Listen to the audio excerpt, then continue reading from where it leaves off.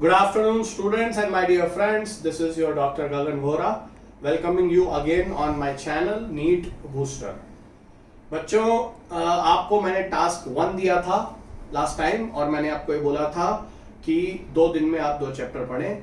हमने एक टास्क चलाया हुआ है जिसमें हमें 40 डेज में 38 चैप्टर्स पढ़ने हैं। जो स्टूडेंट्स बाद में जुड़ रहे हैं उनके लिए मैं आपको बता रहा हूँ कि हमने ऑलमोस्ट एक दिन में एक चैप्टर पढ़ने का डिसाइड किया है। इस तरह से हमारी रिवीजन फास्ट हो जाएगी। ये वीडियो बेटा उन लोगों के लिए है जो नीट 2020 में देना चाहते हैं, जो इसी साल नीट दे रहे हैं, 12th के स्टूडेंट्स और जो ड्रॉप करके तैयारी कर रहे हैं। तो मेरे बच्चों, हमने टास्क 1 कंप्लीट कर लिया। मैं होप करता हूं कि आपने कर लिया होगा। ठीक है, अब मैं आज आपको टास्क 2 दे रहा हूं। 7 दिन के बाद 7 चैप्टर ह्यूमन फिजियोलॉजी के खत्म हो जाएंगे। उसके बाद मैं आपका एक टेस्ट लूंगा। वो टेस्ट कैसे होगा वो मैं आपको बता चुका हूं। उसके लिए आपको learnovate.com पे रजिस्टर करना है। वो हमारा चैनल है, उसी का पार्ट है नीट बूस्टर। ठीक है, तो हमने डाइजेशन और ब्रीदिंग एंड गैसेस एक्सचेंज के बारे में पढ़ लिया। अब आज हम पढ़ेंगे सर्कुलेशन और एक्सक्रीशन। इसमें क्या क्या चीजें इंपॉर्टेंट हैं मैंने आपको पहले भी बताया। जो बच्चे बाद में जुड़ रहे हैं उनके लिए बता देता हूं। मैं इस सीरीज में पढ़ा नहीं रहा हूं, सिर्फ पढ़ने का तरीका बता रहा हूं और ये बताने की कोशिश कर रहा हूं कि कौन कौन सी चीजें इंपॉर्टेंट हैं। आपको किस किस टॉपिक को इंपॉर्टेंस देके और ढंग से बिल्कुल ध्यान से पढ़ना है, वही जरूरी है यहाँ पर। ठीक है, क्विक रिवीजन के लिए फास्ट पढ़ने की जरूरत है, मैंने बार बार बताया। तो इसी सीरीज को आगे बढ़ाते हुए बेटा हम लोग बॉडी फ्लूइड्स एंड सर्कुलेशन पे चलते हैं। ये चैप्टर ह्यूमन फिजियोलॉजी का बहुत इंपॉर्टेंट चैप्टर है। जब एम्स का एग्जाम होता था तो इसमें 3 क्वेश्चन आ जाते थे, लेकिन अभी एम्स का एग्जाम नहीं होता है। तो एम्स में सिलेक्शन नीट के थ्रू ही होती है। नीट में जिनके मार्क्स बहुत अच्छे आएंगे उनको एम्स मिलेगा। इस साल एम्स नीट में ही शामिल हो गया। लेकिन ये चैप्टर बहुत इंपॉर्टेंट है। क्यों? क्योंकि ये ह्यूमन फिजियोलॉजी की आत्मा है, जान है। आप ये देखो, मेडिकल कॉलेज में भी हम जब जाते हैं तो पहले ये चैप्टर पढ़ाया जाता है। इंटरेस्टिंग भी है, ठीक है, और इससे आपको बहुत सारी चीजें आने वाले चैप्टर्स के लिए भी खुलती हैं। तो देखो बेटा, सर्कुलेशन में आपको क्या करना है। देखो, ये ब्लड है आपका, तो यहां से ये चैप्टर स्टार्ट होता है आपकी एनसीईआरटी में। ब्लड जो है वो बहुत इंपॉर्टेंट चीज है, मतलब इंपॉर्टेंट टॉपिक है। इसको हम कभी भी इग्नोर नहीं कर सकते। तो इसको तो आपको डिटेल में एक एक पार्ट को पढ़ना है, इसमें कुछ छोड़ने वाला नहीं है। जैसे कि बहुत सारी चीजें होती हैं हम ओवरलुक कर देते हैं, तो इसको हम ओवरलुक नहीं कर सकते। इसको हमें एक एक चीज पढ़ना है, ये बहुत इंपॉर्टेंट है। एक भी लाइन इसकी नहीं छोड़नी है। फिर भी मैं आपको ये बताऊंगा कौन कौन से एरियाज में आपको स्पेशल अटेंशन देनी है, वो भी मैं बात करता हूं। जैसे बेटा देखो, ब्लड में प्लाज्मा है, ये आपको मालूम है। ठीक है, प्लाज्मा एक पेल स्ट्रॉ कलर्ड फ्लूइड होता है। इसके कंपोनेंट्स होते हैं प्लाज्मा में, प्लाज्मा प्रोटीन्स होती हैं, एल्ब्यूमिन, ग्लोबुलिन, फिब्रिनोजन, प्रोथ्रोम्बिन। इनके बारे में आपको डिटेल में जानना जरूरी है। एनसीईआरटी में बहुत शॉर्ट में दिया हुआ है। तो अब आप क्या करेंगे, इसको ब्लड को आप एनसीईआरटी से पढ़ने के अलावा आप अपने जो नोट्स हैं जहां पर भी आपने बना रखे हैं या फिर जो आपके पास पैकेज है वहां से पढ़ने की कोशिश करें। रीजन बीइंग कि इसको बिल्कुल इन डेप्थ जाके पढ़ना है। देखो बेटा, ह्यूमन फिजियोलॉजी में 7 चैप्टर है, तो 13 से 14 क्वेश्चन इसमें ह्यूमन फिजियोलॉजी में अक्सर पूछे जाते हैं नीट में। तो हर चैप्टर से आप ये मान के चलो कि 2 क्वेश्चन की एवरेज है। किसी में 1 भी आएगा तो किसी में 3 भी आ जाएंगे। लेकिन क्या होता है ना कि 12-13 क्वेश्चन जो आने हैं उनमें से कभी कभी 2 या 3 क्वेश्चन आउट ऑफ एनसीईआरटी भी आते हैं, क्योंकि वो पूछना चाहते हैं कि आपने इस यूनिट को डेप्थ में पढ़ा है या नहीं। डेप्थ में इसलिए पढ़ना भी जरूरी है क्योंकि यही बेस है, यही आपके साथ मेडिकल कॉलेज में आगे जाएगा, बाकी सब चीजें यहीं रह जाएंगी। यही ह्यूमन फिजियोलॉजी को आपको आगे जाके डिटेल में पढ़ना होता है। तो ब्लड को बेटा आप डिटेल में पढ़िए, कहीं और किसी बुक से पढ़िए, रेफरेंस बुक से पढ़िए या नोट से पढ़िए, उसके बाद एनसीईआरटी पढ़ेंगे। तो जैसे मैंने आपको बताया, प्लाज्मा की 4 प्रोटीन्स है। एल्ब्यूमिन ऑस्मोटिक बैलेंस बनाती है, ग्लोबुलिन जो है वो डिफेंस सिस्टम भी बनाती है, ट्रांसपोर्ट प्रोटीन भी होती है। Globulin alpha, beta, gamma 3 globulin होती है। फिब्रिनोजन और प्रोथ्रोम्बिन क्लॉटिंग में हेल्प करती है। सारी प्रोटीन्स लिवर में सिंथेसाइज होती हैं। इनके बारे में आपको डिटेल में पढ़ना है। फिर बच्चे मेरे फॉर्म्ड एलिमेंट है। फॉर्म्ड एलिमेंट में तीनों बहुत इंपॉर्टेंट है, आरबीसी, डब्ल्यूबीसी, प्लेटलेट्स। आरबीसी के बारे में आप जितना पढ़ सकते हैं उतना कम है। आरबीसी में जो आपको डिटेल स्टडी करनी है, फिर से नोट से करनी है या फिर पैकेज से करनी है, मैं आपको एक चीज और बता देना चाहता हूं, मैंने पिछले लेक्चर में भी बताया था, जो स्टूडेंट्स बाद में जुड़े हैं उनके लिए बता देता हूं। जैसे देखो बेटा, आपको एक चीज बताता हूं, अगर हम लोग यहां पर बात करते हैं वैल्यूज की, अगर हम वैल्यूज की बात करेंगे ना बेटा, तो वैल्यूज जैसे यहां लिखा है 12 से 16, ये देखो यहां 12 से 16 लिखा हुआ है, 12 to 16 ग्राम हीमोग्लोबिन दिया हुआ है। अगर 12 to 16 ग्राम हीमोग्लोबिन दिया हुआ है तो आपको ये जानना है बेटा कि ये जो यूनिट्स है ना, या जो डेटा है, ये देखो ये डेटा जो दिया हुआ है, ये डेटा आपको सिर्फ एनसीईआरटी से ही याद करना है। कहने का मतलब यह है कि अगर हमारी बॉडी में एनसीईआरटी में 12 से 16 ग्राम हीमोग्लोबिन दिया हुआ है तो आपको यहीं से इतनी ही यूनिट, यही वैल्यू याद रखनी है। हालांकि ये रेंज होती है, ह्यूमन बींग्स में, फीमेल्स में हीमोग्लोबिन थोड़ा कम भी हो जाता है। इंडियन फीमेल्स में मेंस्ट्रुअल ब्लड लॉस के कारण 11 ग्राम भी होता है, लेकिन यहां 12 से 16 दिया तो आपको यही याद रखना है। डेटा के मामले में एनसीईआरटी का हेर फेर नहीं करना, क्योंकि चॉइसेस बहुत पास पास आती हैं। 12 से 16 भी चॉइस आएगी, 11 से 14 भी आ सकती है, 16 से 18 भी आ सकती है। तो रेंज पे नहीं जाना, जो एनसीईआरटी में एक्यूरेट इंफॉर्मेशन है, जो एनसीईआरटी में फिगर है, डेटा है, उसी को याद रखना है। जैसे देखो यहां दिया हुआ है 6000 to 8000 WBC। क्लिनिकल प्रैक्टिस में हम 9000 10,000 तक भी नॉर्मल मान लेते हैं, लेकिन क्या है कि यहां 6000 से 8000 दिया तो आपको इसी को ही याद रखना है। ये डेटा के मामले में आपको एनसीईआरटी को ही फॉलो करना है। तो देखो बेटा, फिर हम आगे चलते हैं। जैसे देखो यहां लिखा हुआ है ये जो बेसोफिल है, जैसे आप WBCs पढ़ते हैं तो न्यूट्रोफिल्स जो होती हैं वो सबसे ज्यादा नंबर में होती हैं। अगर हम न्यूट्रोफिल्स की बात करेंगे तो न्यूट्रोफिल्स सबसे ज्यादा होती है नंबर में, ये आपको मालूम होना चाहिए। न्यूट्रोफिल्स के बाद देखो मैं आपको बता देता हूं,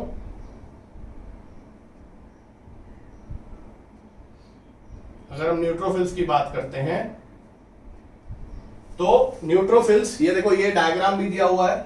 ये डायग्राम जो है बहुत इंपॉर्टेंट है, एम्स में इसमें से बहुत सारे क्वेश्चंस पूछे गए हैं इसी डायग्राम से। ये देखो ये डायग्राम आपको स्क्रीन पे नजर आ रहा होगा, ठीक है। इसमें से कुछ क्वेश्चंस पूछे गए हैं एम्स में।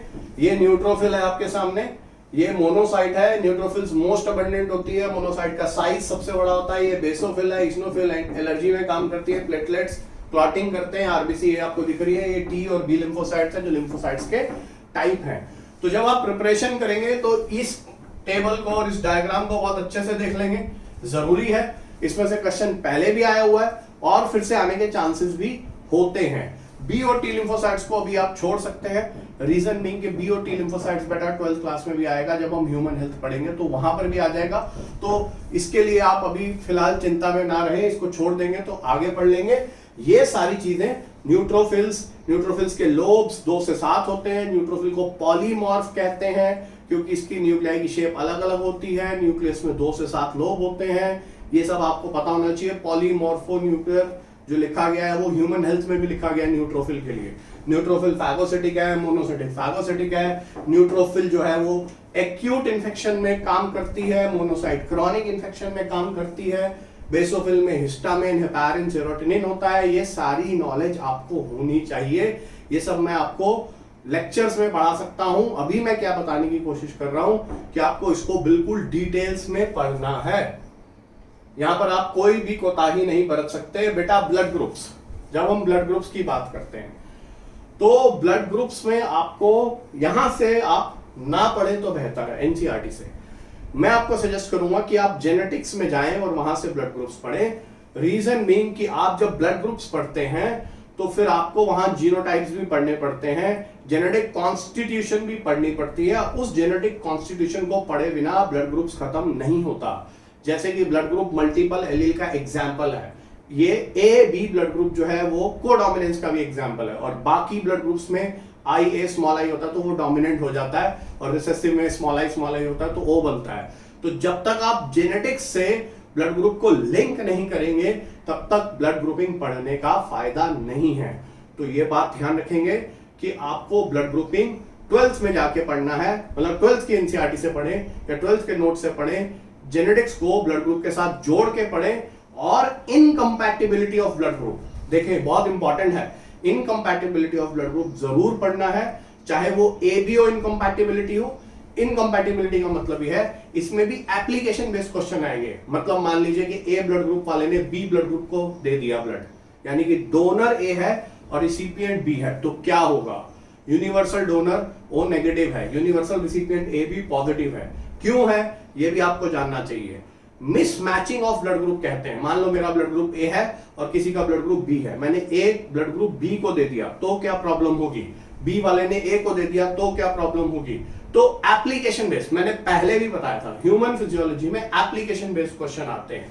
ओ नेगेटिव यूनिवर्सल डोनर क्यों है, A B positive universal recipient क्यों है? ये इनकम्पैटिबिलिटी है ड्यूरिंग ट्रांसफ्यूजन। जब ब्लड ट्रांसफ्यूजन का मतलब ये होता है जब हम अपना ब्लड किसी को दे रहे हैं, तो मैं डोनर और जिसको मैं दे रहा हूं वो रिसिपिएंट। तो इस तरह के क्वेश्चंस बहुत ज्यादा आते हैं, इसे ब्लड ग्रुप की मिसमैचिंग कहते हैं, इनकम्पैटिबिलिटी ड्यूरिंग ट्रांसफ्यूजन कहते हैं। ट्रांसफ्यूजन का मतलब है ब्लड हम जब दे रहे हैं। लेकिन जब आप ये पढ़ते हैं बेटा, मैंने आपको बोला इसको आपको पढ़ना है जेनेटिक्स से जाके, यहां से नहीं पढ़ना, इसमें कम दिया हुआ है, उतना डिटेल में नहीं दिया हुआ है। हाँ, इसके साथ साथ एक और चीज मैं बता देता हूं, इस तरह के क्वेश्चंस भी आप प्रैक्टिस कर लेंगे। फादर का ब्लड ग्रुप ए है, मदर का ब्लड ग्रुप बी है, तो बच्चे का ओ है, तो कितनी प्रोबेबिलिटी होगी? दोनों को हेटेरोजाइगस लेंगे तो आंसर आ जाएगा। ठीक है, ये जो मैं आपको समझा रहा हूं अभी, ये आप समझ सकते होंगे जब आप नोट्स खंगालेंगे या आप बुक्स पढ़ेंगे तो आपको समझ में आएगा। जीनोटाइप के क्वेश्चंस ब्लड ग्रुप में बहुत ज्यादा आते हैं, फ्रीक्वेंटली आते हैं, क्योंकि again it is application of circulatory system. जहां अप्लाइड वर्ड आएगा, मैंने पिछले लेक्चर में बोला था कि एप्लीकेशन बेस्ड क्वेश्चन ज्यादा आते हैं, जहां पर आपको ब्लड ग्रुप्स को अप्लाई करना आता है। ठीक है, इनकम्पैटिबिलिटी भी आपको देखनी है। फिर देखो बेटा, ये बहुत इंपॉर्टेंट है। आरएच जो है, रीसस मंकी में सबसे पहले जो है आरएच फैक्टर मिला था। अब ये जो आरएच फैक्टर है वो ह्यूमन बीइंग में भी पाया जाता है। जिसकी आरबीसी पे होता है उसे आरएच पॉजिटिव कहते हैं, जिसकी आरबीसी पे नहीं है उसे आरएच नेगेटिव कहते हैं। क्या होता है अगर RH positive blood RH negative वाले को दे दिया जाए? क्या होता है जब कोई R H positive male R H negative female से मैरिज करता है और उसके सेकेंड चाइल्ड में प्रॉब्लम आती है? ये आपको जानना चाहिए। एरिथ्रोब्लास्टोसिस फेटालिस, डिटेल में स्टडी करिए इसको, क्योंकि ये प्रॉब्लम्स हैं कॉमन जो सर्कुलेटरी सिस्टम से रिलेटेड हैं। फिर बोल रहा हूं, अप्लाइड पार्ट है एरिथ्रोब्लास्टोसिस फेटालिस, जिसको कि haemolytic disease of new born भी कहते हैं, जो आरएच इनकम्पैटिबिलिटी ड्यूरिंग प्रेगनेंसी है। एक आपको होता है आरएच इनकम्पैटिबिलिटी ड्यूरिंग ट्रांसफ्यूजन, बहुत कम होता है वो, लेकिन आरएच इनकम्पैटिबिलिटी ड्यूरिंग प्रेगनेंसी ये बहुत इंपॉर्टेंट टॉपिक है। मैं बार बार बोल रहा हूं, यहां से क्वेश्चन आने के बहुत चांसेस होते हैं। एग्जामिनर का एक बेंड ऑफ माइंड है, एक थिंकिंग है, एक सोच है, वो बार बार वैसे क्वेश्चंस बनाएगा जो कि एप्लीकेशन बेस्ड होंगे, या फिर वो क्वेश्चंस बनाएगा जहां पर आपका थॉट प्रोसेस इवोक हो रहा होगा, जहां पर आपको सोचना पड़ेगा। लोगों को लगता है कि बायोलॉजी में रटे रटाए क्वेश्चन आते हैं, गलत सोच है ये। रटे रटाए नहीं आते हैं, वही क्वेश्चंस आते हैं जहां पर आपका माइंड जो है वो अप्लाई कर सके। आप, एग्जामिनर चाहता है कि आपने जो समझा उसको आप अप्लाई करिए माइंड को। लॉजिकल क्वेश्चन आते हैं, और खास तौर पर ह्यूमन फिजियोलॉजी में तो बहुत लॉजिकल आते हैं। तो बेटा ये आपने पढ़ा। फिर मैं बोलूंगा क्लॉटिंग ऑफ ब्लड, इसको आप एनसीईआरटी से नहीं पढ़ेंगे, अगेन नोट से पढ़ेंगे। सारा ब्लड आपको नोट से ही पढ़ना है। रीजन बीइंग कि आप वहां से डिटेल में पढ़ेंगे तो कॉन्सेप्ट बनेगा। क्लॉटिंग ऑफ ब्लड बहुत इंपॉर्टेंट है, ये भी एप्लीकेशन बेस्ड है, इसीलिए इसको भी आपको डिटेल में एक एक लाइन, एक एक वर्ड अच्छे से समझ के पढ़ना है। इसको आप गो थ्रू कर सकते हैं। वैसे तो लिम्फ पे भी क्वेश्चन पूछा जा सकता है, लेकिन इसको आप जल्दी जल्दी भी गो थ्रू कर सकते हैं। अब देखो बेटा, सर्कुलेटरी पाथवे, अब इसमें क्या चीज है, एक चीज अगेन बहुत इंपॉर्टेंट है। जब हम ओपन सर्कुलेटरी सिस्टम और क्लोज सर्कुलेटरी सिस्टम पढ़ते हैं, तो मेरे बच्चे ओपन और क्लोज सर्कुलेटरी सिस्टम पढ़ते पढ़ते हम फिर से एनिमेलिया में चले जाते हैं, एनिमल किंगडम में चले जाते हैं। मैंने आपको लास्ट लेक्चर में भी बताया था कि अगर कोई क्वेश्चन एनिमल किंगडम और फिजियोलॉजी से लिंक हो रहा है तो ऐसे क्वेश्चन आने की प्रोबेबिलिटी ज्यादा होती है। एग्जामिनर जब कोई क्वेश्चन बनाता है तो फिर वो ये देखता है कि आपके मल्टीपल चैप्टर्स इन्वॉल्व हो रहे हैं या नहीं हो रहे हैं। जैसे अब अगर कोई एग्जामिनर ये पूछेगा कि आर्थ्रोपोडा में ओपन सर्कुलेटरी सिस्टम होता है, एनिलिडा में क्लोज सर्कुलेटरी सिस्टम होता है। एनिलिडा में क्लोज होता है, आर्थ्रोपोडा में ओपन होता है। मोलस्का में भी ओपन होता है, सिर्फ सिफेलोपोड्स यानी कि ऑक्टोपस, सीपिया वगैरह में क्लोज होता है। रिपीट कर रहा हूं, आर्थ्रोपोडा में ओपन होता है, एनिलिडा में क्लोज होता है, मोलस्का में ओपन होता है, एक्सेप्ट सिफेलोपोडन्स, ऑक्टोपस, सीपिया वगैरह, उनमें ऑक्टोपस है, सीपिया है, लॉलिगो है, नॉटिलिस है, इन सब में क्लोज सर्कुलेटरी सिस्टम होता है। मोलस्का की क्लास है सिफेलोपोडा। तो अब मैंने क्या बताया? मैंने ये बताया कि जब आपने ओपन और क्लोज सर्कुलेटरी सिस्टम पढ़ा तो आपने एनिमल किंगडम में भी पढ़ा और यहां पे भी पढ़ा। तो एनिमल किंगडम फिजियोलॉजी से लिंक हो गया, इसीलिए ये चीजें बहुत इंपॉर्टेंट हैं। अक्सर ऐसे सवाल पूछे जाएंगे, नहीं तो ऐसा पूछा जाएगा कि मार्क द करेक्ट स्टेटमेंट या मार्क द इनकरेक्ट स्टेटमेंट। आप देखते होंगे ऐसे सवाल आते हैं, choose the incorrect out of following, तो उसमें लिख देंगे कि arthropoda have close circulatory system, तो ये रॉन्ग हो गया। इस तरह से एक एक लाइन में क्वेश्चन घुसा घुसा के वो पूछते हैं। तो आपको क्वेश्चन तो एक ही लाइन है, स्टेटमेंट तो एक ही है, लेकिन ज्ञान तो आपको सारा होना चाहिए ना, तभी आप समझ पाएंगे। तो इसीलिए इसको वहां से लिंक करके पढ़ना जरूरी है।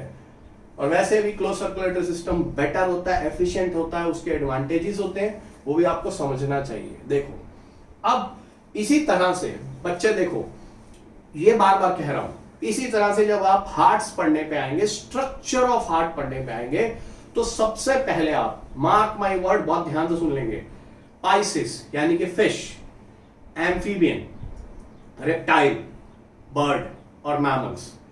फिर से देखिए, फिश, एम्फीबियन, रेप्टाइल, बर्ड और मैमल्स, इन सब की कंपैरेटिव एनाटॉमी हार्ट्स की पढ़ना बहुत ज्यादा जरूरी है।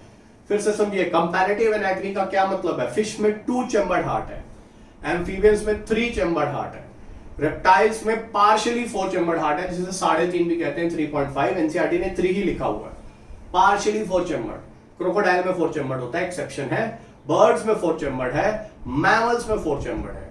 तो इसी हिसाब से इनकी सिंगल और डबल सर्कुलेशन भी है। जैसे फिश में सिंगल सर्कुलेशन है, एम्फीबियंस में इनकम्प्लीट डबल सर्कुलेशन है, रेप्टाइल्स में भी इनकम्प्लीट डबल सर्कुलेशन है, एक्सेप्ट क्रोकोडाइल। मैमल्स और बर्ड में जो है वो डबल सर्कुलेशन कंप्लीट है। तो जब आप ये पढ़ेंगे तो इसमें 3 चैप्टर इन्वॉल्व हो रहे हैं, ध्यान से सुनो, 3 चैप्टर। एनिमल किंगडम, फिर से देखो, कॉर्डेटा आ गया, फिश, एम्फीबियन, रेप्टाइल्स, बर्ड्स और फिर उसके बाद आपके मैमल्स। इसके अलावा ह्यूमन फिजियोलॉजी, ये तो चल ही रहा है, साथ में ये जो आपने पढ़ा इसका एवोल्यूशनरी सिग्निफिकेंस भी है। जब हम एवोल्यूशन पढ़ते हैं 12th क्लास में, तो वहां पर लिखा हुआ है एवोल्यूशन में कि जितने भी वर्टिब्रेट हार्ट हैं वो सब होमोलोगस हैं। जैसे कि fish heart, amphibian heart, reptile heart, birds heart और मैमल हार्ट, ये सब होमोलोगस हैं। तो ये कॉमन एंसेस्ट्री को बताता है। एवोल्यूशन में आप एनसीईआरटी में पढ़ेंगे या किसी नोट्स में पढ़ेंगे तो आपको पता चलेगा vertebrate heart and vertebrate brain, ऐसा लिखा है एवोल्यूशन की बुक में, 12th क्लास की बुक में। एवोल्यूशन की बुक नहीं है, क्लास 12th की बुक है, एवोल्यूशन चैप्टर का नाम है। तो वहां लिखा है कि ये सारे के सारे होमोलोगस हैं। तो अब इसमें एवोल्यूशन भी इन्वॉल्व हो गया, एनिमल किंगडम भी इन्वॉल्व हो गया और ह्यूमन फिजियोलॉजी भी इन्वॉल्व हो गया। तो ये बहुत ध्यान रखेंगे, कंपैरेटिव एनाटॉमी पे सवाल बहुत सारे आते हैं। तो ध्यान रखना बेटा, इसको पढ़ते समय आपको सोचना है ऐसा। ये देखो, ये सर्कुलेटरी सिस्टम, इसमें बेटा मेरे देखो, ये सर्कुलेटरी सिस्टम में ह्यूमन हार्ट है, इसके बारे में सबको मालूम होता है। मैं नहीं समझता कि ये ह्यूमन हार्ट के स्ट्रक्चर में किसी बच्चे को प्रॉब्लम होती होगी। अगर वो पहली बार पढ़ रहा है तो एक अलग बात है, अदरवाइज सबको मालूम है कि 4 चैम्बर्स हैं, जो लेफ्ट वेंट्रिकल है वो थिकेस्ट है, सेमिल्यूनर वाल्व कहाँ है, एवी वाल्व कहाँ है, सुपीरियर वेना कवा कहाँ से आ रही है, पल्मोनरी वेन्स कहाँ से आ रही है, पल्मोनरी आर्टरी कहाँ से आ रही है, ये आपको सबको मालूम होता है। तो इसमें आपको ज्यादा समय नहीं लगाना, रुकना नहीं है, जल्दी जल्दी से इसको पढ़ डालना है। ये आपको मालूम है, कॉर्डेट टेंडने भी आपको मालूम है, कॉर्डेट टेंडने पे सवाल आ चुका है। ये वेंट्रिकल्स की वॉल पर पेपिलरी मसल्स होती हैं, उससे अटैच्ड होता है, वाल्व को खोलने बंद करने में मदद करता है। ये बेटा कंडक्शन सिस्टम ऑफ हार्ट है, ऐसे नोड जिसे पेसमेकर कहते हैं। इस कंडक्शन सिस्टम ऑफ हार्ट को बहुत अच्छे से पढ़ना है, क्योंकि इसी से फिर कार्डियक साइकिल लिंक्ड होती है। तो ये आपको पेसमेकर के बारे में, SA node, AV node, bundle of फेज, परकिंजे फाइबर्स, इन सब के बारे में पढ़ना है। ये आसान काम है। इसको आपको कार्डियक साइकिल को ध्यान से 2 मिनट रुक के सुन लीजिए, क्योंकि मैं तेज चल रहा हूं, आप समझ सकते हैं, क्योंकि मुझे पूरा चैप्टर को सिर्फ 15 मिनट में बताना है। आपको मैं बार बार बोल रहा हूं, ऐसे नहीं पढ़ना है जैसे मैं बता रहा हूं। कल भी मैंने बताया था, ये देखो जी पढ़ लिया सर, ये लो पढ़ लिया, हो गया, पलट दिया। ये तो मैं यहां से स्क्रॉल कर रहा हूं, ऐसे नहीं पढ़ना है। समय लगा के पढ़ो। आपके पास अगर आप 10-12 घंटे पढ़ते हो, 10-12 घंटे आपको पढ़ना चाहिए, और उसमें से अगर आप 2.5-3 घंटे बायोलॉजी पढ़ते हो, तो मैंने आपको एक चैप्टर एक दिन में पढ़ने के लिए कहा है। 2.5 से 3 घंटे अगर आप लगाओगे और आपने पहले पढ़ रखा है, तो आपको बहुत अच्छे से हो जाएगा ये चैप्टर। ऐसा नहीं है कि इसमें कुछ कमी रह जाएगी, लेकिन यह है कि आपको 3 घंटे आराम से बैठ के इसके ऊपर साधना करनी पड़ेगी, तो हो जाएगा, रिवाइज भी हो जाएगा, वो कुछ चीज छूटेगी भी नहीं। ऐसे अगर पढ़ेंगे जैसे मैं बता रहा हूं, मैं तो 15 मिनट में बता रहा हूं बेटा, क्योंकि मेरे पास आपको 38 चैप्टर, मुझे रोज 1-2 चैप्टर बताने, तो मैं फास्ट बोल रहा हूं, फास्ट बता रहा हूं। आपको नहीं पढ़ना है ऐसे, आपको आराम से समय लेके पढ़ना है, ठीक है। तो कार्डियक साइकिल डिटेल में पढ़नी है। एक एक चीज बहुत इंपॉर्टेंट है, बिल्कुल धीरे से रुक के पढ़नी है। रीजन बीइंग, यहीं से फिर आपको सारे अप्लाइड पार्ट समझ में आते हैं। हार्ट अटैक कैसे होता है, हार्ट फेलियर कैसे होता है, उसको समझने के लिए कार्डियक साइकिल को बहुत डिटेल में पढ़ना है। कहां से पढ़ना है? यहां से नहीं पढ़ना है, नोट से पढ़े, पैकेज से पढ़े, उसके बाद यहां पर आए, ठीक है। वहां से पढ़े, पहले डिटेल पढ़े, एकदम बिल्कुल डिटेल। तो ये बहुत इंपॉर्टेंट है कार्डियक साइकिल। यहां पर स्ट्रोक वॉल्यूम और कार्डियक आउटपुट, स्ट्रोक वॉल्यूम और कार्डियक आउटपुट मैं स्पेशल मेंशन कर रहा हूं, क्योंकि पास्ट में इससे रिलेटेड क्वेश्चंस बहुत सारे पूछे गए हैं। स्ट्रोक वॉल्यूम होता है कि कोई भी वेंट्रिकल जब ब्लड पंप करता है पर heart beat, the volume of blood pumped by either ventricle पर हार्ट बीट, इसे स्ट्रोक वॉल्यूम कहते हैं। And volume of blood pumped by either of the ventricle in 1 minute, इसे कार्डियक आउटपुट कहते हैं। ये दोनों चीजें, स्ट्रोक मतलब 1 बीट में, कार्डियक आउटपुट 1 मिनट में, इस तरह के सवाल बहुत बार आते हैं। हो सकता है इस बार भी आपको नीट 2020 में दिखे कि स्ट्रोक वॉल्यूम 70 मिलीलीटर होता है, अक्सर 70 मिलीलीटर के आसपास होता है, और हार्ट बीट वेरी करती रहती है। जैसे मान लीजिए ऐसे पूछ लेंगे कि स्ट्रोक वॉल्यूम 70 मिलीलीटर है, हार्ट बीट किसी का 65 है, तो कार्डियक आउटपुट क्या होगा, तो उसको मल्टीप्लाई करना पड़ेगा। इस तरह के सवाल पास्ट में भी आए हुए हैं और आगे भी आ सकते हैं। तो जब कार्डियक आउटपुट आप पढ़ेंगे और स्ट्रोक वॉल्यूम पढ़ेंगे, तो कार्डियक साइकिल कंप्लीट होगा। ये दोनों चीजें बहुत अच्छे से पढ़ना जरूरी है बेटा, इसको तो नहीं छोड़ सकते। The most important topic of circulatory system is ECG, electrocardiograph. अब 5 वेव्स, इसमें 5 वेव्स होती हैं, P Q R S T. ये देखो, ये दिखाई हुई है, ये पी है, ये क्यू है, ये आर है, ये एस है, ये टी है। 5 वेव्स आपके पास हैं, इन 5 वेव्स की स्टडी करनी है। लेकिन मैं आपको ये कहूंगा कि एस और टी, ये जो 2 वेव्स है ना बेटा, एस और टी, ये एस और टी, ये एस और टी, इनके बारे में आपको बहुत ज्यादा डिटेल में पढ़ना है। क्यों पढ़ना है मैं आपको बता देता हूं। देखो, जब हम मायोकार्डियल इंफाक्शन पढ़ते हैं, हार्ट अटैक, तो सबसे ज्यादा चेंजेस एस और टी में ही आते हैं। हार्ट अटैक में सबसे ज्यादा चेंजेस एस और टी में ही आते हैं। जैसे मैंने आपको कॉपी में लिखवाया भी हुआ है कि अगर हार्ट अटैक है तो एसटी एलिवेशन हो जाता है। अगर आप मेरे नोट्स फॉलो करते हैं तो वहां पे मैंने लिखवाया हुआ है कि अगर मायोकार्डियल इंफाक्शन का केस है तो एसटी एलिवेशन होता है, ऊपर की तरफ चला जाता है। और अगर क्रॉनिक इनसफिशिएंसी है, लंबे समय तक अगर मान लीजिए कोई प्रॉब्लम है, ब्लड सप्लाई नहीं जा रही है, तो एसटी डिप्रेशन हो जाता है। तो टी वेव और एस वेव, इसके ऊपर जिन लोगों के पास नोट्स नहीं है वो बुक से पढ़े, नोट से पढ़े। बार बार कहता हूं, एस और टी पर ज्यादा ध्यान देना है, क्योंकि इन्हीं सेगमेंट से, एस और टी से ही हम हार्ट अटैक यानी कि मायोकार्डियल इंफाक्शन बताते हैं। तो ईसीजी पढ़ते समय ये ध्यान रखना है। और एक और भी क्वेश्चन बहुत इंपॉर्टेंट है, जैसे ये क्यू आर और एस, ये आप देख रहे हैं क्यू आर और एस, क्यू आर एस, ये जो कॉम्प्लेक्स होता है ये हार्ट बीट बताता है। जैसे एनसीईआरटी में लिखा है 1 मिनट में अगर मान लो किसी को 60 क्यूआरएस कॉम्प्लेक्स आ रहे हैं तो उसकी हार्ट बीट 60 होगी। ये जो मैं बोल रहा हूं आप इसे एनसीईआरटी से फॉलो कर सकते हैं, लिखा हुआ एनसीईआरटी में। मान लीजिए आप पूरी ईसीजी बनाते जा रहे हैं, पूरी ईसीजी आपने 1 मिनट निकाली, 1 मिनट में तो कई बार आ जाएगा, 0.8 सेकंड में तो ये पूरा खत्म हो जाता है। यहां से लेकर यहां तक 0.8 सेकेंड में खत्म हो जाता है। अब जितने नंबर ऑफ क्यूआरएस कॉम्प्लेक्स आते हैं एक मिनट में, उसको हार्ट बीट कहा जाता है। इसे आप एनसीईआरटी की लाइंस में लिखा हुआ है, उसे फॉलो कर सकते हैं। देखो ये लिखा है, obviously bye counting the number of QRS complex that occur in given time period one can determine the heartbeat rate of an individual। Most important line है, कई बार आ चुका है पेपर में, फिर आएगा। फिर से देखो, obviously by counting the number of QRS complexes that occur in a given time period one can determine the heart rate of the individual। कहने का मतलब एक मिनट में या गिवन टाइम में कितने QRS कॉम्प्लेक्स आ रहे हैं, उससे आप हार्ट बीट को मेजर कर सकते हैं। बहुत इंपॉर्टेंट लाइन है। डबल सर्कुलेशन मैंने आपको पहले भी बताया कि आप पढ़ चुके हैं। कहां पर पढ़ा आपने? मैंने आपको बताया जब आपने वहां पर कंपैरेटिव एनाटॉमी पढ़ी थी, वहीं पर ये टॉपिक कंप्लीट हो गया था। ये आप देख सकते हैं, यहां पर डबल सर्कुलेशन का डायग्राम भी दिया हुआ है। ये आप समझ सकते हैं, राइट वेंट्रिकल से देखो ब्लड जो है वो जा रहा है लंग्स में, राइट वेंट्रिकल से लंग्स में जा रहा है, लंग से वापस आ रहा है लेफ्ट एट्रियम में, राइट वेंट्रिकल से पल्मोनरी आर्टरी से लंग्स में गया, लंग से वापस आया, तो इसे पल्मोनरी सर्कुलेशन कहा जाता है। और लेफ्ट वेंट्रिकल से बॉडी में गया और फिर वहां से राइट एट्रियम में आया। ये मैं आपको फास्ट बता रहा हूं, आपके पास लिखा होगा, लेफ्ट वेंट्रिकल से बॉडी में गया और बॉडी से राइट एट्रियम में आया, तो इसे सिस्टेमिक सर्कुलेशन कहा जाता है। तो दोनों को मिला के डबल सर्कुलेशन कहते हैं। ये तो जब आप मैमेलियन हार्ट पढ़ते हैं तब भी हो जाता है, ये भी इंपॉर्टेंट है, लेकिन ये पहले ही आप कवर कर लेंगे जब आप वर्टिब्रेट हार्ट पढ़ रहे होंगे।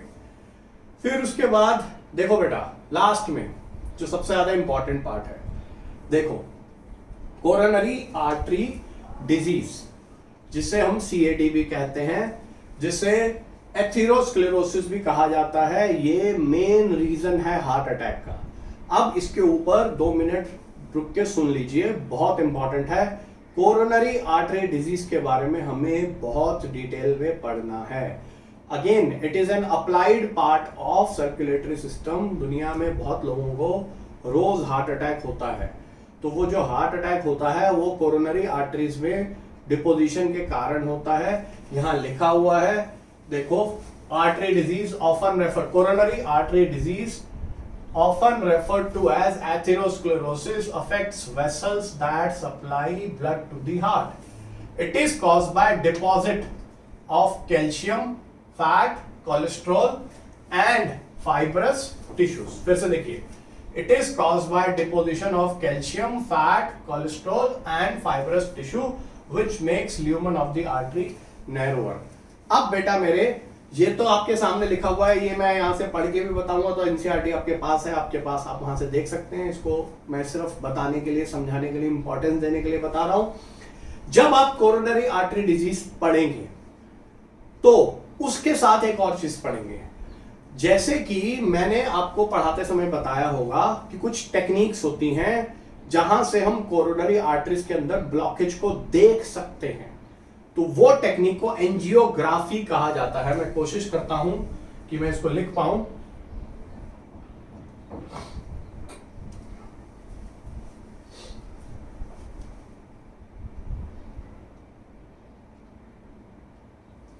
Coronary artery disease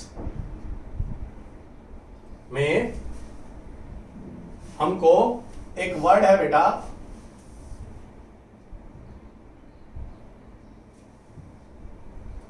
angiography. ये देखिए, एंजियोग्राफी, और एक वर्ड है एंजियोप्लास्टी। थोड़ा सा जगह यहां पर कम है, मैं थोड़ा ऐसे करके लिख रहा हूं, टेढ़ा करके। एंजियोग्राफी और एंजियोप्लास्टी, इस पे बहुत ध्यान देना है। एंजियोग्राफी एक टेक्निक होती है जिसमें हम कोरोनरी आर्टरी में कहां ब्लॉकेज है उसको हम स्टडी करते हैं। Angiography is a technique to visualise, देखने की टेक्निक है। जहां पर भी क्लॉट है उसको देखने की टेक्निक को एंजियोग्राफी कहते हैं। और एंजियोप्लास्टी, एंजियोप्लास्टी को मैं यहां भी लिख देता हूं, बैलून कैथेटराइजेशन भी कहते हैं, बैलून कैथेटराइजेशन। तो मेरे बेटा, ये दोनों टॉपिक जिसको एंजियोप्लास्टी को बैलून कैथेटराइजेशन भी कहते हैं, ये दोनों टॉपिक्स को आपको डिटेल में पढ़ना है। अब ये एनसीईआरटी में नहीं दिया हुआ है, ना तो एंजियोग्राफी दिया हुआ है, ना ही एंजियोप्लास्टी दिया हुआ। प्लास्टी वर्ड का मतलब सर्जरी होता है, यानी कि अगर कोई कोरोनरी आर्टरी ब्लॉक हो जाती है तो उसके क्लॉट को डिसॉल्व करने के लिए बैलून कैथेटराइजेशन, यहां मैं अभी डिटेल में नहीं जा सकता हूं समय के अभाव के कारण, आपको मैंने लिखवा रखा है कॉपी में। और ये बैलून कैथेटराइजेशन और एंजियोप्लास्टी सवाल आया भी हुआ है। इसके अलावा बेटा एक और चीज है जिसे स्टेंट कहते हैं, STENT स्टेंट। फिर से लिख देता हूं यहां पर STENT स्टेंट। तो जो स्टेंट वाला काम है उसमें क्या करते हैं कि कोरोनरी आर्टरी में एक रिंग फंसा देते हैं ऐसे, जिससे उसकी डायमीटर बड़ी हो जाती है। कोरोनरी आर्टरी में एक रिंग फंसाते हैं जिससे डायमीटर बड़ा हो जाता है, ब्लड सप्लाई आसान हो जाती है। अभी देखो ये सब डिटेल में पढ़ाने का समय नहीं है, टॉपिक बता रहा हूं, मेरा काम टॉपिक बताना है। पढ़ाने के लिए बहुत चाहिए, इसको पढ़ाने के लिए 1 घंटा चाहिए। बैलून कैथेटराइजेशन, ठीक है, जिसको हम एंजियोप्लास्टी भी कहते हैं, एंजियोग्राफी और स्टेंट, इन सबको विस्तार से पढ़ लीजिएगा, डिटेल में पढ़ लेंगे। Again it is an applied part.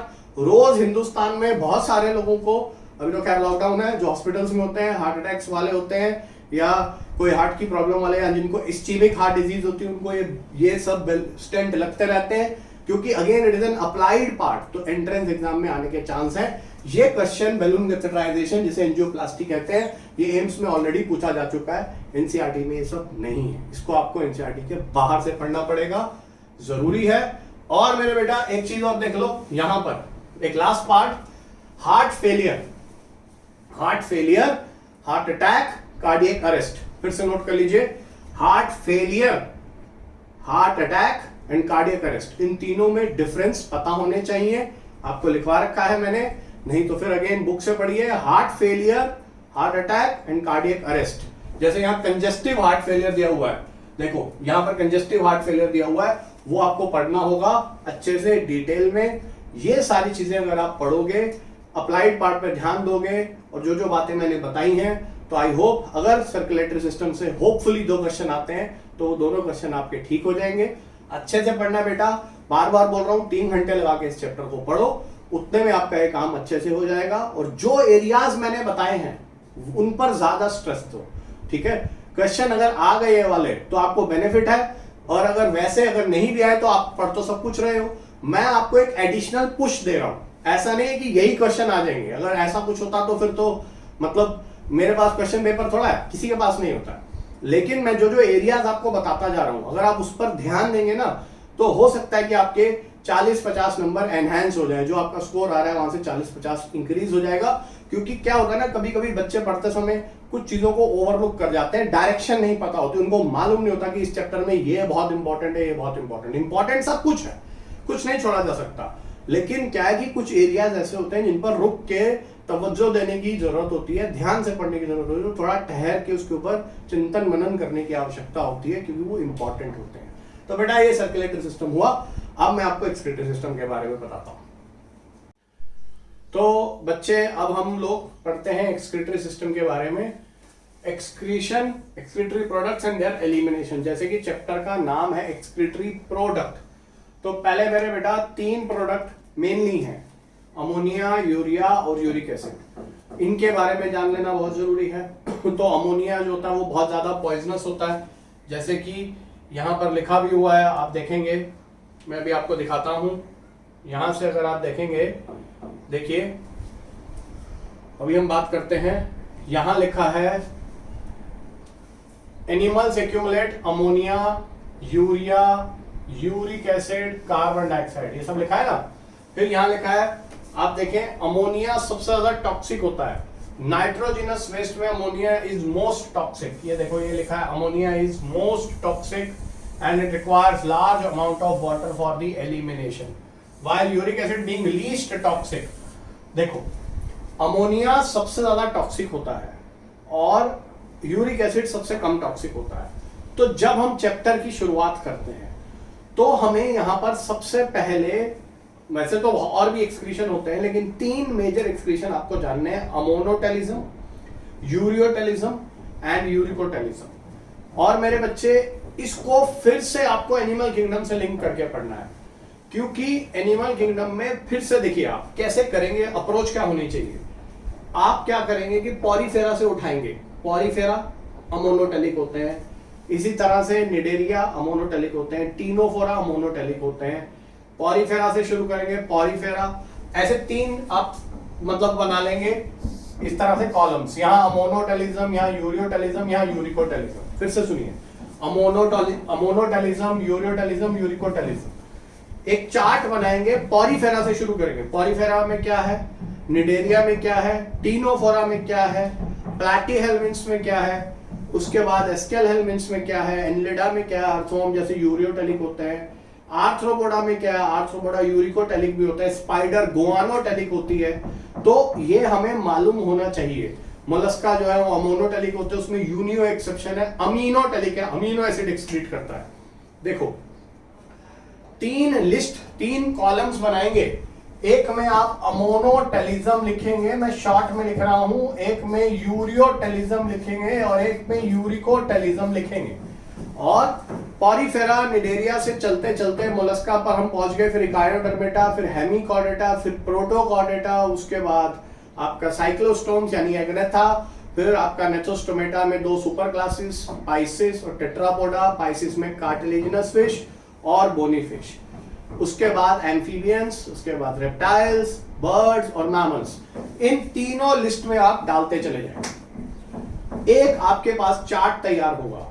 मैं बार बार कह रहा हूं, सवाल कैसे आते हैं, दोनों चैप्टर को लिंक करके आते हैं। जैसे बहुत बार सवाल आता है कि कार्टिलेजिनस फिश, जिनको इलास्मो ब्रांच कहते हैं, वो यूरियोटेलिक होती है, वो यूरिया रिटेन भी करते हैं अपनी ऑस्मोटिक कॉन्सेंट्रेशन को मेंटेन करते समय करने के लिए। तो मेरे बेटे अमोनोटेलिज्म, यूरियोटेलिज्म और यूरिकोटेलिज्म की अगर आप लिस्ट बनाएंगे और एनिमल किंगडम की किताब खोल के पॉरीफेरा से लेकर आखिरी तक उनको इस लिस्ट में डालते चले जाएंगे, एक चार्ट तैयार होगा। उस चार्ट को अपनी हॉस्टल की वॉल से या कमरे में जहां रूम में रहते हैं उस पर चिपका दें। यहां से सवाल आएगा, मैं आपको बता रहा हूं। Reason again, it is a combination of animal kingdom and excretory system. ये आपको जो पहले 4-5 चीजें हैं ना, पहली 4-5 चीजें आप ये देखो, पहला जो ये 4-5 लाइंस हैं ये बहुत इंपॉर्टेंट है। जहां पर लिखा हुआ देखो, process of excreting ammonia is called ammonotelism. देखो यहां लिखा हुआ है, मैं आपको दिखाता हूं, ध्यान से सुनिए। अभी मैं आपको दिखाता हूं दोबारा से।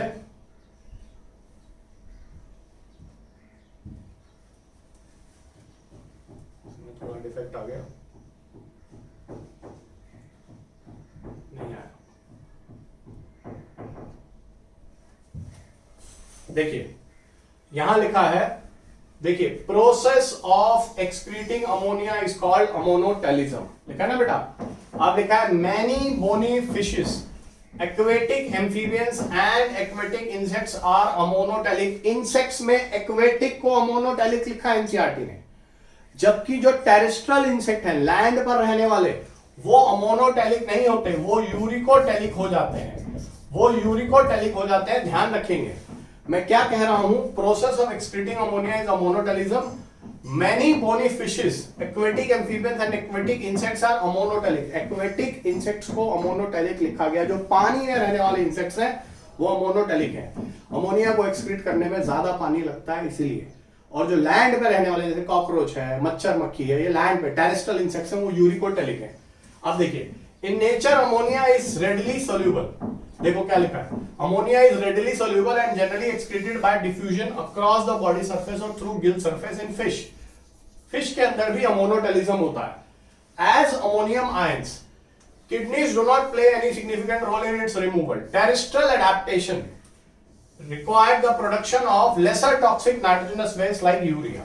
देखिए ये बहुत इंपॉर्टेंट लाइंस हैं। क्या कहना चाहता है, कहने चाहती है एनसीईआरटी कि अमोनिया बहुत ज्यादा टॉक्सिक है। ध्यान से सुने, अमोनिया बहुत ज्यादा टॉक्सिक है और उसको रिमूव करने के लिए पानी की बहुत ज्यादा जरूरत है।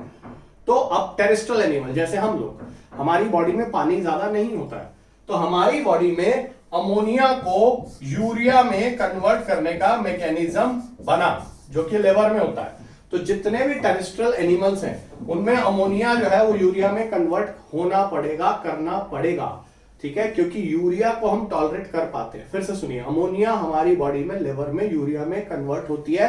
इसको यूरिया साइकिल या ऑर्निथिन साइकिल कहते हैं।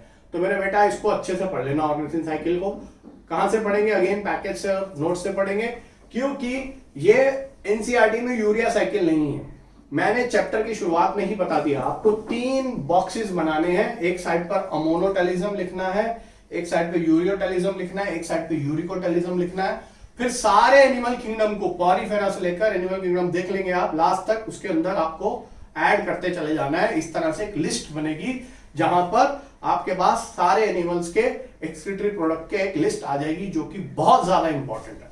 और मेरे बच्चे ध्यान से सुनिए, इसको करते समय आप जब पॉलीफेरा से लेकर निडेरिया, टीनोफोरा, प्लैटीहेल्मिन्थ, एस्केलहेल्मिन्थ तक चलेंगे तो एक्सक्रीटरी स्ट्रक्चर भी लिखते चले जाएंगे। जैसे फॉर एग्जांपल प्लैटीहेल्मिन्थ में फ्लेम सेल्स होती हैं, लिखा हुआ है बुक में। प्लैटीहेल्मिन्थ के नीचे आप फ्लेम सेल लिखेंगे। एस्केलहेल्मिन्थ में एच शेप्ड एक्सक्रीटरी सिस्टम होता है। एनिलिडा में नेफ्रीडिया होते हैं। आर्थ्रोपोडा में अलग अलग ग्लैंड्स होती हैं, जैसे ग्रीन ग्लैंड्स और एंटीनरी ग्लैंड्स होती हैं प्रॉन में। फिर इंसेक्ट्स में मैलपीजियन ट्यूब्यूल्स होती हैं। अरेक्निडा में, स्पाइडर, स्कॉर्पियो में कॉक्सल ग्लैंड्स होती हैं। तो ये डिफरेंट डिफरेंट टाइप की ग्लैंड्स हैं, ये आपको पता होना चाहिए। मोलस्का में यूनियो में ऑर्गन ऑफ बोजानस होते हैं। तो इस तरह से आपको एक लिस्ट बनानी है जिसमें एक्सक्रीटरी मटेरियल और एक्सक्रीटरी ऑर्गन्स होने चाहिए, right from the Porifera till mammals. मेरी बात मेरे ख्याल से समझ में आ गई होगी, बहुत जरूरी है। तब हम आगे चलते हैं। देखिए यहां से देखिए, आप लिखा भी हुआ है कि आप देखो यहां पर ये सारी लाइंस बहुत इंपॉर्टेंट है। मैं फिर से दिखाने की कोशिश करता हूं आपको। देखिए यहां से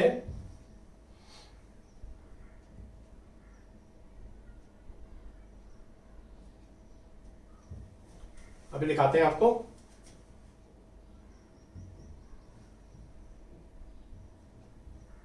अब देखिए दिखाता हूं मैं आपको क्या लिखता है। A survey of animal kingdom represents variety of excretory structure. ठीक है, most of the vertebrates the structures are simpler tubular form. देखिए फिर उसके बाद vertebrates have complex tubular organs like kidney. ये आपको पता होना चाहिए, वर्टिब्रेट्स में ही किडनी का जो पहली बार किडनी आई वो वर्टिब्रेट्स में आई। उससे पहले आप देखिए यहां लिखा प्रोटोनेफ्रीडिया। प्रोटोनेफ्रीडिया और flame cells are the excretory structure in platyhelminthes. ये बहुत इंपॉर्टेंट है, मैंने अभी आपको बताया कि ये इंपॉर्टेंट है। प्लैटीहेल्मिन्थ्स में जो है वो फ्लेम सेल्स होती हैं, फ्लैट वर्म्स। ठीक है, जैसे प्लेनेरिया एग्जांपल है। Rotifers and some annelida and the cephalochordate amphioxus. देखो ये लाइंस कितने इंपॉर्टेंट है ना, आप समझे। पहले तो आप समझ लें कि फ्लेम सेल प्लैटीहेल्मिन्थ्स में होती हैं, लेकिन कुछ कुछ सेफेलोकॉर्डेड जो कि कॉर्डेटा का एग्जांपल है, उस जैसे कि एम्फियोक्सस, उसमें फ्लेम सेल होती है। एक्चुअली वहां पर फ्लेम सेल को सोलिनोसाइट कहा जाता है। अगर कभी आपने पढ़ा हो सोलिनोसाइट, यहां भी मैं लिख देता हूं, सोलिनोसाइट कहा जाता है इसके अंदर, एम्फियोक्सस के अंदर। तो इस तरह से आपको एक लिस्ट बनानी है। फिर देखिए nephridia are the tubular excretory structure of earthworm. अभी मैंने आपको बताया अर्थवर्म में नेफ्रीडिया होता है। And other annelids. Nephridia had to remove nitrogenous waste and maintain a fluid and ionic balance. Malpighian tubules, अभी मैंने आपको बताया ये आर्थ्रोपोडा में होता है, इंसेक्ट्स में होता है, इंक्लूडिंग कॉकरोचेस।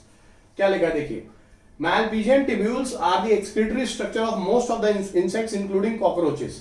ठीक है, तो ये याद रखना है। देखिए यहां लास्ट में लिखा हुआ है एंटीनल ग्लैंड और green gland perform excretory function in crustacea. Crustacea is a class like prawn.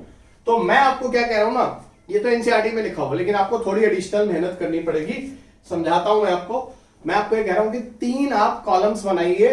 पहला अमोनोटेलिक, बीच में यूरियोटेलिक, फिर यूरिकोटेलिक, और उसमें जितने ऑर्गेनिजम्स हैं ना उनको लिखिए।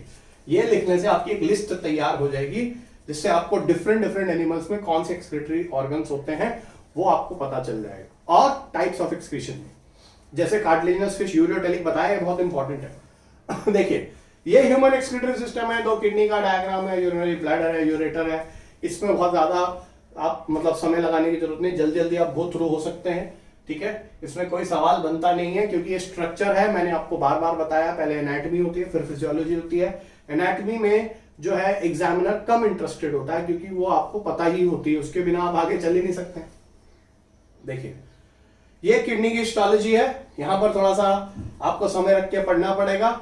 ये इंपॉर्टेंट है किडनी की हिस्टोलॉजी, इसको आप सिर्फ एनसीईआरटी से ही फॉलो कर सकते हैं, बाहर जाने की जरूरत नहीं है। पिरामिड्स ये जो दिख रहे हैं आपको, रीनल आर्टरी, रीनल वेन, मैंने बार बार बोला है कि एनसीईआरटी का एक भी पॉइंट मिस नहीं करना है, एनसीईआरटी का एक भी डायग्राम मिस नहीं करना है। यहां पर आप देखिए पिरामिड्स हैं, ये सारे पिरामिड्स हैं, ये आप देख रहे हैं, ये सारे पिरामिड्स हैं। यहां से रीनल आर्टरी आ रही है, रीनल वेन बाहर जा रही है, फिर कैप्सूल दिख रहा है आपको, फिर डक्ट्स दिख रही है छोटी छोटी, यूरेटर दिख रहा है। ये सब आपको बहुत अच्छे से स्टडी करना है, लेकिन इसको भी आप जल्दी से गो थ्रू कर सकते हैं, इसमें कोई प्रॉब्लम वाली बात नहीं है। ये नेफ्रॉन का स्ट्रक्चर है, एक्सक्रीटरी सिस्टम का बिल्कुल बेसिक एक यूनिट है। Nephron is the functional and structural unit of the kidney, तो इसके बारे में आपको पता होना चाहिए, इसको भी आप जल्दी जल्दी गो थ्रू कर सकते हैं। Again it is structural aspect of the excretory system, इसको आपको जल्दी जल्दी देख लेना है सारा। आपको afferent different arteriole, PCD, DCT किस तरह से डेवलप है, किस तरह से दिख रहा है, ये आपको पता होना चाहिए। फिर मेरे बेटा यहां से देखो, ये बहुत इंपॉर्टेंट है। देखो यहां से अगर हम बात करें, आपको दिखाते हैं,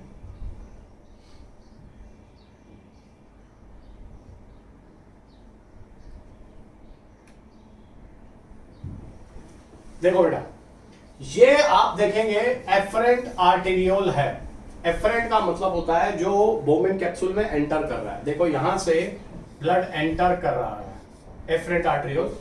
ये जो आप देख रहे हैं ये सारा ग्लोमेरुलस है, दिस इज ग्लोमेरुलस। और ये जो बाहर गया ब्लड इफरेंट आर्टेरियोल है। अब ये सबको मिला के मैलपीजियन बॉडी बोलते हैं। देखिए ये बोमेन कैप्सूल है, ये लिखा ही हुआ क्या है, बोमेन कैप्सूल, मैं डबल डबल लिख दिया। बोमेन कैप्सूल और ग्लोमेरुलस, अगर हम इसको दोनों को जोड़ दें, इसको जोड़ दें, तो इसे मैलपीजियन बॉडी कहते हैं। अब लोग क्या गलती करते हैं इसमें, इसको मैलपीजियन ट्यूब्यूल कह देते हैं। मैलपीजियन ट्यूब्यूल कॉकरोच में होती है, ये मैलपीजियन बॉडी हमारे अंदर है। फिर से देखें, ये आपके पास बोमेन कैप्सूल है, ये देखिए ये बोमेन कैप्सूल है, ये बोमेन कैप्सूल, इस बोमेन कैप्सूल और ये जो ग्रीन कलर का ग्लोमेरुलस बना हुआ है, इन्होंने मार्क नहीं किया यहां पर एनसीईआरटी वालों ने, इन दोनों को मिला के मैलपीजियन बॉडी या रीनल कॉर्पसल कहा जाता है। तो ये आपको पता होना चाहिए, एग्जामिनर कभी कभी कंफ्यूज करता है। अगर ये ह्यूमन बॉडी में है मैलपीजियन बॉडी, और अगर मैलपीजियन ट्यूब्यूल दिया हुआ हो तो वो कॉकरोच में हो जाता है। मैलपीजिया साइंटिस्ट था जिसने ये बॉडी भी दिया और वो ट्यूब्यूल भी दिया। मैलपीजियन ट्यूब्यूल कॉकरोच में होती है, मैलपीजियन बॉडी हमारी किडनी में होती है, हमारे नेफ्रॉन का एक पार्ट है। तो ये ध्यान रखना है आपको पढ़ते समय, बहुत इंपॉर्टेंट चीज है। और इसका स्ट्रक्चर है, आप देखो एफरेंट आर्टरियोल जो अंदर जा रहा है, इसका डायमीटर बड़ा है और इसका जो डायमीटर है वो छोटा है। इन्हीं की वजह से प्रेशर्स डेवलप होते हैं और एक्सक्रीशन होता है, ग्लोमेरुलर फिल्ट्रेशन होता है। तो बेटा ये सब चीजें आपको ध्यान रखना बहुत जरूरी है, ठीक है। तो इसको ध्यान देंगे हमेशा पढ़ते समय। फिर यूरिन फॉर्मेशन, इसमें मैं कहीं पर भी आपको कोई कोताही बरतने के लिए नहीं कहूंगा, ना ही मैं कहूंगा कि इसको आप जल्दी जल्दी पढ़िए। रीजन बीइंग, इसको बहुत आराम से समय लगा के पूरा 45-50 मिनट 1 घंटा लगा के अच्छे से पढ़ना है, क्योंकि ये सारी कॉन्सेप्चुअल चीजें हैं। ग्लोमेरुलर फिल्ट्रेशन है इसके अंदर, तो जब आप ग्लोमेरुलर फिल्ट्रेशन पढ़ते हैं तो आपको सारी चीजें देखनी है यहाँ पर, किस तरह से ग्लोमेरुलर फिल्ट्रेशन हो रही है, कौन कौन से प्रेशर इन्वॉल्व है। जैसे देखो, the first step in the urine formation is filtration of blood which is carried out by the glomerulus and it is called glomerular filtration. तो स्टेप्स ऑफ ग्लोमेरुलर फिल्ट्रेशन, पूरे स्टेप्स और पूरे pressures glomerular filtration के, वो अब मैं यहाँ पर डिस्कस नहीं कर सकता हूं, लेकिन ये बहुत अच्छे से पढ़ने हैं, ठीक है। इसको हम अल्ट्रा फिल्ट्रेशन भी कहते हैं, ये पता होना चाहिए। ग्लोमेरुलर फिल्ट्रेट में आरबीसी प्रोटीन नहीं आते हैं, ग्लोमेरुलर फिल्ट्रेट ट्रांसपेरेंट होता है। ये सब आपको पढ़ते समय ध्यान रखना है। यूरिन फॉर्मेशन के जो भी मैकेनिज्म है, यूरिन फॉर्मेशन के जो भी मैकेनिज्म है, उनको आपको, जैसे कि फर्स्ट स्टेप है ग्लोमेरुलर फिल्ट्रेशन, सेकंड स्टेप है ट्यूबुलर रीअब्जॉर्प्शन, थर्ड स्टेप है ट्यूबुलर सिक्रीशन। इनको बहुत डिटेल में अच्छे से पढ़ना है, इस पे एक भी पॉइंट छोड़ना नहीं है, बहुत ज्यादा इंपॉर्टेंट है। तो देखो बेटा, ये देखो ग्लोमेरुलर फिल्ट्रेशन रेट दिया हुआ है। अब आप देखो यहां पर एक चीज मैं आपको दिखाता हूं, देखेंगे आप,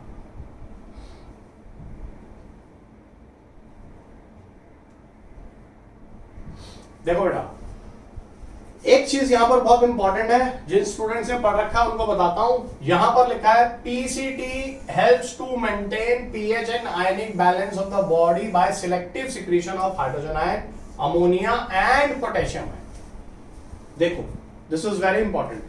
तो यहां पर लिखा गया है कि पोटेशियम आयन की सिक्रीशन होती है, जो कि बिल्कुल सही बात लिखा गया है, एकदम सही है। पोटेशियम आयन की सिक्रीशन ही होती है, ठीक है।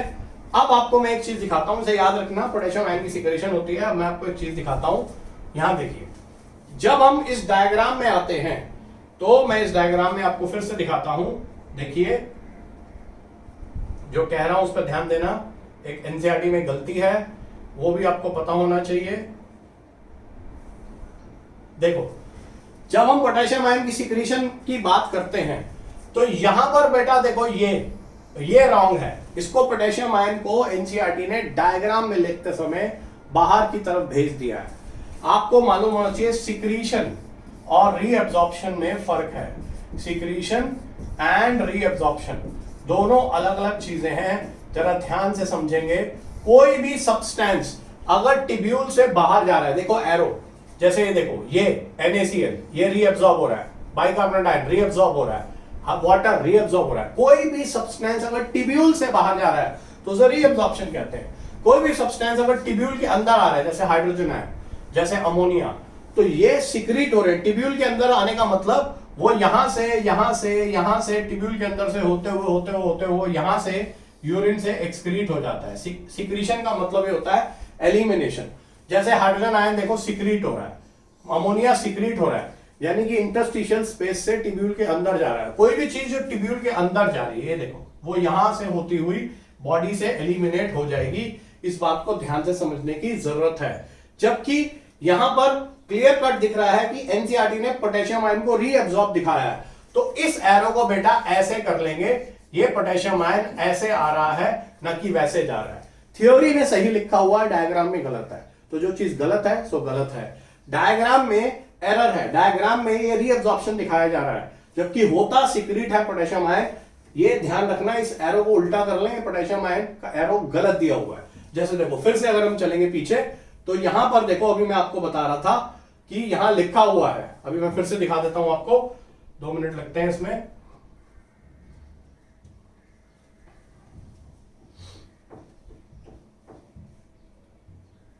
देखिएगा अभी, जैसे कि अभी मैंने आपको दिखाया, यहां लिखा देखिए, PCT helps to maintain pH and ionic balance of the body by selective secretion.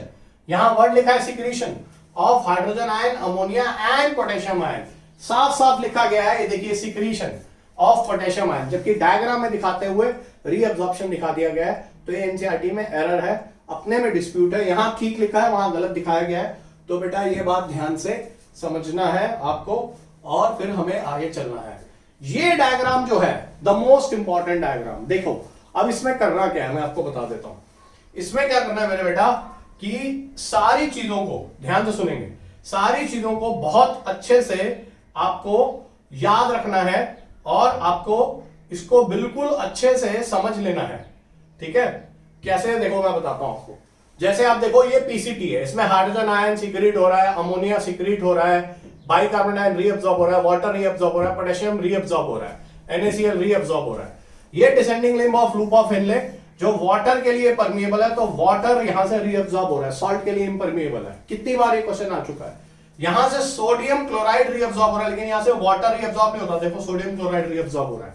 फिर से देखो, जो एरो बाहर जा रहा है वो रीअब्सॉर्ब हो रहा है, जो एरो अंदर जा रहा है वो सिक्रीट हो रहा है।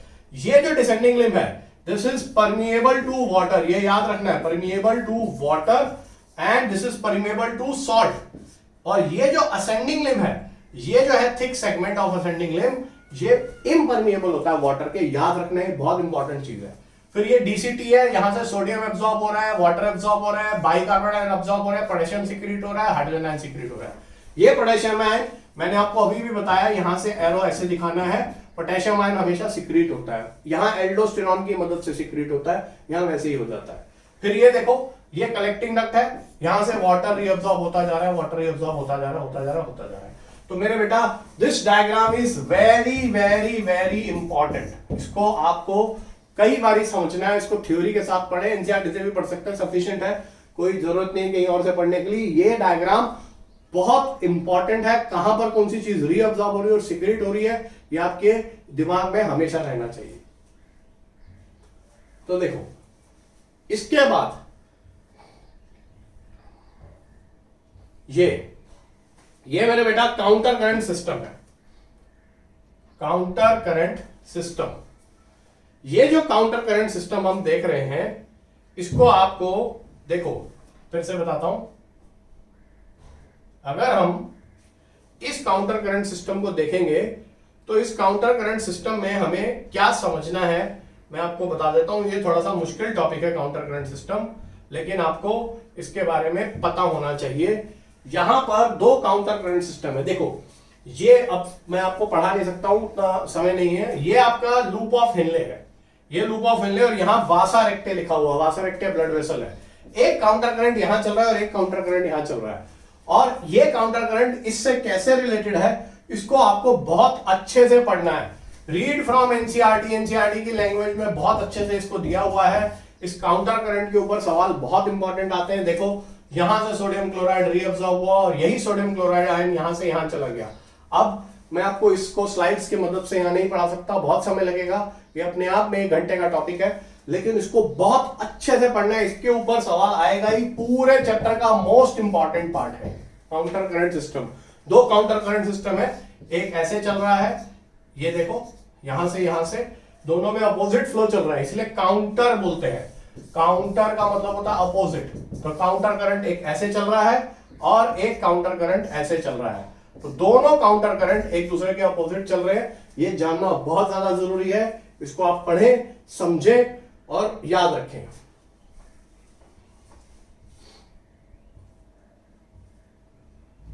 फिर ये सब जो है रेगुलेशन ऑफ किडनी है बाय एंडोक्राइन सिस्टम, यानी कि हार्मोन्स के मदद से किस तरह से किडनी रेगुलेट होती है, इसको आप यहां भी पढ़ सकते हैं। इसको आप केमिकल कोऑर्डिनेशन भी पढ़ सकते हैं। केमिकल कोऑर्डिनेशन में ADH, renin angiotensinogen system, ANF, सबका रोल बताया होता है। ये भी बहुत इंपॉर्टेंट है क्योंकि ये 2 चैप्टर को कवर कर रहा है, एक्सक्रीटरी सिस्टम और केमिकल कोऑर्डिनेशन। तो इसको गो थ्रू कर जाएंगे, खास तौर पे renin angiotensinogen aldosterone system, renin RENIN, जो कि एक हार्मोन है, वो आपको बहुत अच्छे से पढ़ना है। जक्स्टा ग्लोमेरुलर नेफ्रॉन में सिक्रीट होता है वो आपको आइडिया होना चाहिए, उसके रोल्स के बारे में पता होना चाहिए।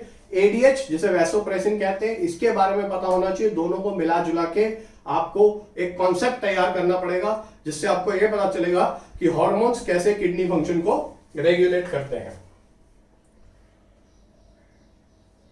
फिर ये एक्सेसरी एक्सक्रीटरी ऑर्गन है, अदर ऑर्गन्स इन एक्सक्रीशन, जहां पर आप स्किन, लंग्स, लार्ज इंटेस्टाइन, ये सब, लिवर, ये सब की एक्सेसरी एक्सक्रीटरी ऑर्गन के बारे में पढ़ते हैं। एक्सेसरी का मतलब होता है जो मेन के अलावा एक्सक्रीटरी ऑर्गन है। मेन एक्सक्रीटरी ऑर्गन हमारी बॉडी में किडनी है, लेकिन एक्सेसरी एक्सक्रीटरी ऑर्गन में स्किन आ सकता है, लिवर आ सकता है, ठीक है, लंग्स होते हैं जहां से हम कार्बन डाइऑक्साइड रिमूव करते हैं, उसको भी एक्सक्रीशन बोलते हैं, और लार्ज इंटेस्टाइन का कुछ पार्ट हो सकता है।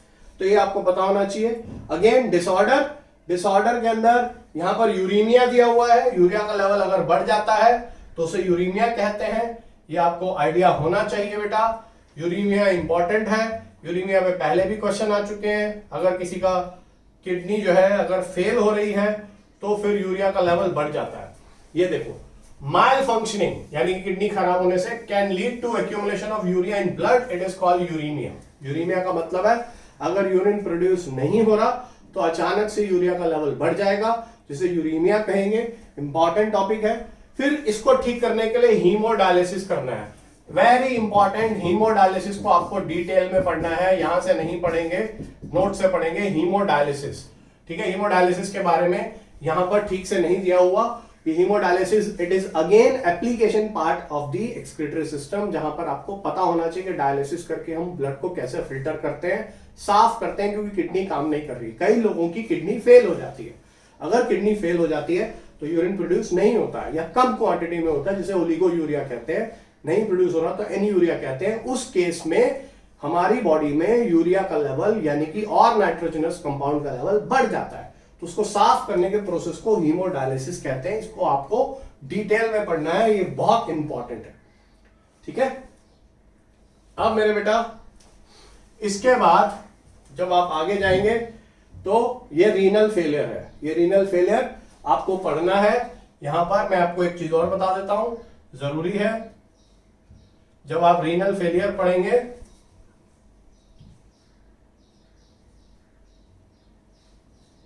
देखिए, एक तो आपको ये पढ़ना है kidney transplantation is the ultimate method for the correction of renal failure. तो रीनल फेलियर और किडनी ट्रांसप्लांटेशन यानी कि किडनी ट्रांसप्लांट का मतलब है एक आदमी दूसरे को किडनी दे रहा है। तो क्या क्या कंडीशंस होती हैं, जैसे आइडेंटिकल ट्विंस में किडनी ट्रांसप्लांट सक्सेसफुल होता है, उसके बाद सिबलिंग्स, उसके बाद पेरेंट्स, उसके बाद रिलेटिव्स। ये बड़ा सवाल बहुत बार आता है।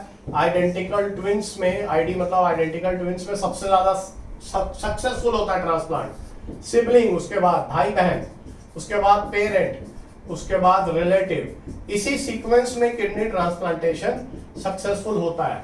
अगर किसी का कोई भाई बहन मोनोजाइगोटिक ट्विन हो, एकदम जुड़वा हो, जो बिल्कुल एग्जैक्टली एक ही जाइगोट से बना हो, आइडेंटिकल ट्विन, उसमें किडनी ट्रांसप्लांटेशन सबसे ज्यादा सक्सेसफुल है। फिर भाई बहन मतलब सिबलिंग, सिबलिंग मतलब एक ही माता पिता के संतान, वो एक भाई और बहन एक दूसरे को किडनी दे सकते हैं, एक्सेप्ट हो सकती है किडनी, ट्रांसप्लांटेशन सक्सेसफुल हो सकता है। फिर तीसरा पेरेंट और चौथा रिलेटिव। ऐसे ही कोई आदमी किसी को किडनी नहीं दे सकता है। तो ये सीक्वेंस पूछा गया था एंट्रेंस एग्जाम में। सबसे ज्यादा आसान किडनी ट्रांसप्लांटेशन उनका होता है जो आइडेंटिकल ट्विंस होते हैं। तो इसको यहां पर ये ध्यान रख के पढ़ना है। और लास्ट में रीनल कैलकुलस, जिसको स्टोन फॉर्मेशन कहते हैं किडनी में। किडनी में स्टोन फॉर्मेशन क्यों होता है? ऑक्सलेट्स और यूरेट्स की डिपोजिशन से होता है, ये ध्यान रखना है, बहुत इंपॉर्टेंट है। और ग्लोमेरुलोनेफ्राइटिस, इन्फेक्शन ऑफ ग्लोमेरुलस, हमेशा लास्ट में ये याद रखना, एनसीईआरटी की जो लास्ट में दिया हुआ ना 7 चैप्टर में, ऑल 7 चैप्टर्स जहां पर डिसऑर्डर्स दिए हुए हैं, वहां से सवाल आने के बहुत चांसेस होते हैं, क्योंकि अल्टीमेटली आपको बनना डॉक्टर है और आएंगे डिसऑर्डर्स ही आपके पास। आएगा पेशेंट किडनी में स्टोन लेके, आएगा किडनी खराब हो गई है, रीनल फेलियर हो गया, ट्रांसप्लांट करना है।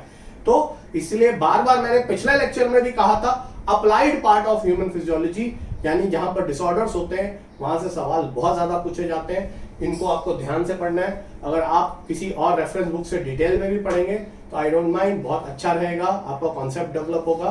बेटा मैं इतनी सारी चीजें पढ़ा नहीं सकता हूँ, मेरे पास सिर्फ आधा पौना घंटा होता है जिसमें मैं आपको जल्दी जल्दी बता देता हूँ कि क्या पढ़ना है, क्योंकि मैं उन सारे स्टूडेंट्स के लिए कंसर्न हूँ जिनको फटाफट रिवीजन चाहिए, या जो अभी 2020 में नीट देने वाले हैं, ज्यादा से ज्यादा जुलाई में एग्जाम हो जाएगा। तो इस तरह से अगर आप फास्ट पढ़ेंगे और समझ के भी पढ़ते रहेंगे, 3 घंटे लगाइए एक चैप्टर पर एक दिन में, तो उसे फास्ट भी नहीं कहेंगे। फास्ट इसलिए कह रहा हूं क्योंकि जनरली एक चैप्टर को पढ़ाने में बहुत टाइम लग जाता है। अगर हम क्लास में पढ़ाते हैं तो कई क्लास 12-15 क्लास, 15-15, 16-16 क्लास लग जाती है एक चैप्टर को पढ़ाने में। लेकिन अभी आपको क्या करना है, जो जो चैप्टर में इंपॉर्टेंट चीजें जो मैं बताता जा रहा हूं उसको क्विकली रिवाइज करते जाइए with special focus to these topics जो मैंने आपको बताया। फिर से बता रहा हूं, 7 दिन में 7 चैप्टर पढ़ने हैं बेटा ह्यूमन फिजियोलॉजी के। ये टास्क आपके पास है। कल और परसों आपको एक्सक्रीटरी प्रोडक्ट तक पढ़ना है, सर्कुलेशन और एक्सक्रीशन आपको 2 दिन में पढ़ना है। 7 दिन खत्म हो जाएंगे तो आपके 7 चैप्टर खत्म हो जाएंगे। उस दिन मैं एक वीडियो अपलोड करूंगा, उसके अगले दिन मैं आपको एक टेस्ट दूंगा जो आप learnovate.com पर रजिस्टर करके ले सकते हैं, एब्सोल्युटली फ्री ऑफ कॉस्ट। कुछ इसमें कॉस्ट नहीं है, सब बच्चों की भलाई के लिए बनाया है। बहुत सारे लोग कह रहे हैं सर कैसे रजिस्टर होगा, तो उसका प्रोसेस यहाँ पर आपको साइट पे दिख रहा है, इस पे रजिस्टर करें और जाके आप वहां पर टेस्ट दे सकते हैं, आप अपनी परफॉर्मेंस मालूम कर सकते हैं। हम एक सीरीज चला रहे हैं बेटा जिसमें मैं पूरी बायोलॉजी में क्या क्या पढ़ना है इंपॉर्टेंट, आप ही की डिमांड पर मैंने किया, क्योंकि आप बोलते हैं कि सर बताइए क्या इंपॉर्टेंट है, तो मैं आपको हर चैप्टर में बताता जा रहा हूं अप्रोच ऑफ स्टडी और क्या क्या इंपॉर्टेंट है। तो आप इसको फटाफट क्विकली रिवाइज करते जाइए। बार बार कह रहा हूं, एक चैप्टर में कम से कम 3 घंटे दीजिए। एक दिन में 3 घंटे बायोलॉजी को देंगे तो मार्क्स आएंगे, ठीक है। और थोड़ा सा ठहर के उन टॉपिक्स को पढ़ना है जो टॉपिक्स मैं आपको बताता जा रहा हूं। तो अब ये मैं लेक्चर यहां पर खत्म करता हूं।